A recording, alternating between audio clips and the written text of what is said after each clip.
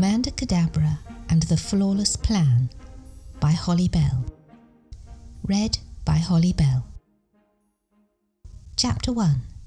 Crypt and Cellar. Amanda found her lying on the floor of the crypt. Her head was up against a medieval stone coffin where it must have struck. One arm was hidden beneath the long raised form of the sarcophagus. She hurried down the stone steps, her soft soles silent as the grave. "Please, no, not another body. Oh, please, no," she murmured, gazing in dismay at the sight of her friend's black cassock-clad body. Amanda knelt beside the fallen rector of Sunken Madley Church. There was no blood in the dark brown bobbed hair. Perhaps there was still life. Amanda laid a hand on her shoulder. "Rector!" The body convulsed. The head turned. The alarmed face of the shepherd of St. Ursula without Barnet looked up with alarm. "Good heavens, Amanda! You gave me the shock of my life. You really mustn't creep up on people like that." "Oh, Rector, I am sorry. I just saw you lying there, and I thought—" "Of course, dear. After that dreadful affair at— Aha!" The Reverend Jane Waygood withdrew her arm from beneath the sarcophagus and knelt up, looking at Amanda's feet. "Yes, trainers. I see why you apparently stealthed up. Well, you're just the person I wanted to see, and even more so at this moment. I believe your arms are slightly longer, not to mention slimmer than mine, or at least those craftsperson's fingers of yours may be more agile." "You were trying to get something out from under there?" asked Amanda, leaning down. "It's the keys to the church hall. They slipped out of my fingers and slid away into inaccessibility, and I wanted to have them ready to take you down there." "I'm hoping that you'll be involved in my plot," said Jane, in mysterious but hopeful accents. Amanda was mindful that the 5th of November, Guy Fawkes Night, was soon to be upon them, celebrating the attempt, or possibly failure, of a group of 15th century activists to put pay to the Houses of Parliament by the use of then state-of-the-art explosives. "If you're planning to blow it up, don't you think we should visit it under cover of night?" suggested Jane's parishioner helpfully. "Oh, if only we could," sighed the rector wistfully. "Claim on the insurance and rebuild the wretched thing from scratch. Unfortunately, my calling prevents me from engaging in such deception, even if it wasn't a listed building. Meanwhile, do you think you could be a dear and get those keys out from under there?" Amanda looked at the floor with concern. "It's as clean as a whistle in here," Jane assured her. "You don't need to worry about dust setting off your asthma. Mrs. Scripps cleans down here regularly. You could eat your dinner off those flagstones. Not that anyone else comes down here, but there's always hope of a rare visitor." "Then, of course," Amanda replied cheerfully and lowered herself onto her stomach. She reached between the coffin's carved bear's feet. "Here," said Jane, holding her phone with the torch app shining a light into the narrow space. "I see them. Thank you, Rector." Amanda slid her arm in the direction of the glint. "Yes. Oh, there's something else. It's small.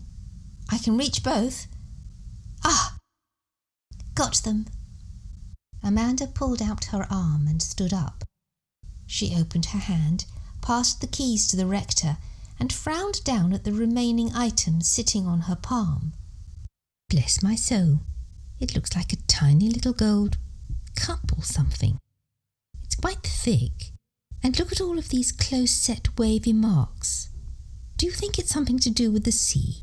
A fitting on an instrument that maybe was used on one of the old ships? An ornamental screw cover on a sextant or something?" "Well, whatever it is, it's the property of the church," said Amanda, holding it out. "No," Jane replied thoughtfully.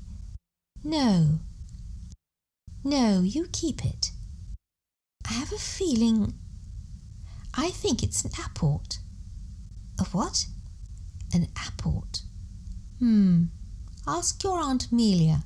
She'll tell you about them. Oh, OK. Well, thank you, Rector. And now to business. You got word through the grapevine, yes? Sylvia said you wanted to see me about something. Well, thank you for popping in, dear. Got your car with you? Asked Jane, leading the way up out of the artificially lit crypt into the daylight in a corner of the west end of the church. Yes, as it happens. Good. Go and fetch a dust mask. Oh? I'm taking you down into the bowels. With the mask secured, they took the path between the mellow stones of the higgledy-piggledy graveyard to the hall at the boundary of the church property. The rector used one of the newly retrieved ornate keys to open the side door. I had no idea that this door existed, commented Amanda. I know, we always herd people through the front.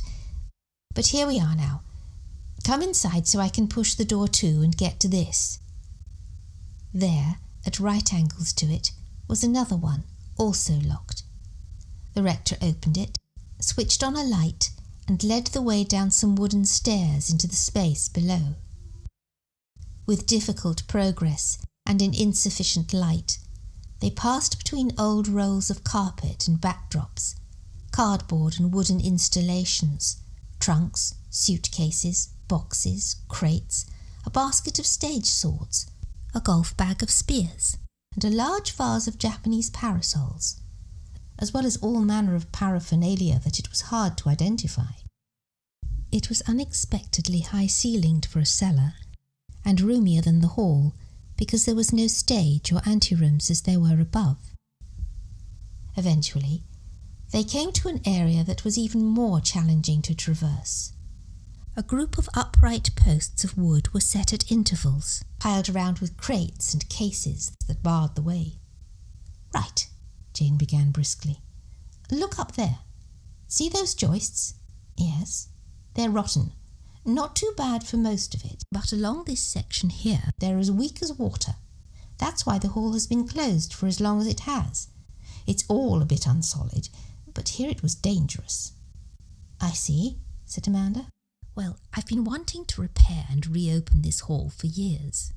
But of course the church roof had to come first, and now it has. And well, I didn't want to ask the kind benefactors to put their hands in their pockets again, especially so soon, without some effort on my own part and contributions from the community towards restoring this lovely old hall. Except no one was interested. I suppose the church with its medieval pedigree and the famous St. Ursula's stained-glass window and the bell tower, yes, concurred Jane.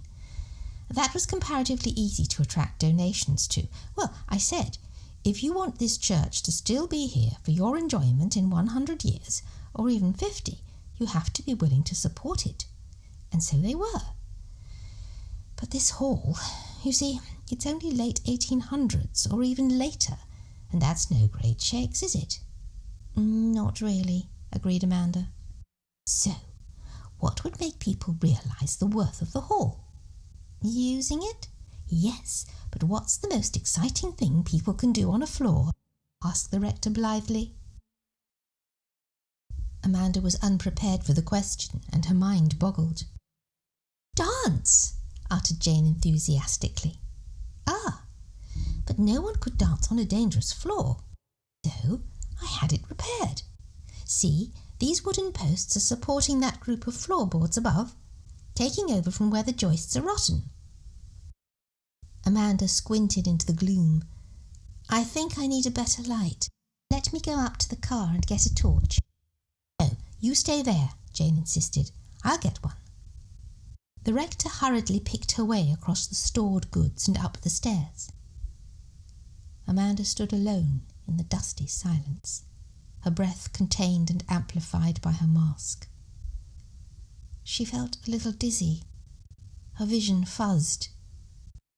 Suddenly, it was as if something shot down through the ceiling of floorboards above and would have hit her if she had not dodged back, tripping over a wooden case and stack of props. She got to her feet. There was nothing there. Nothing above or below. that had not been there before. But now there was a faint sound of music. Maybe someone had a car radio on loudly nearby. Yet there was singing too. It was a waltz, an old song. Grandpa used to sing it. Yes, to Granny. Roses are shining in Piccadilly, the hush of the silver dew. And there was thumping above. No, not thumping exactly. Feet. Walking. No, they must be dancing. Waltzing across the boards above her head, and people singing their hearts out. It wasn't frightening. There was something wonderful and free and heartbreaking about it all at once. She wanted to be up there with them. "Here we are, dear," came the rector's voice, and at once it stopped.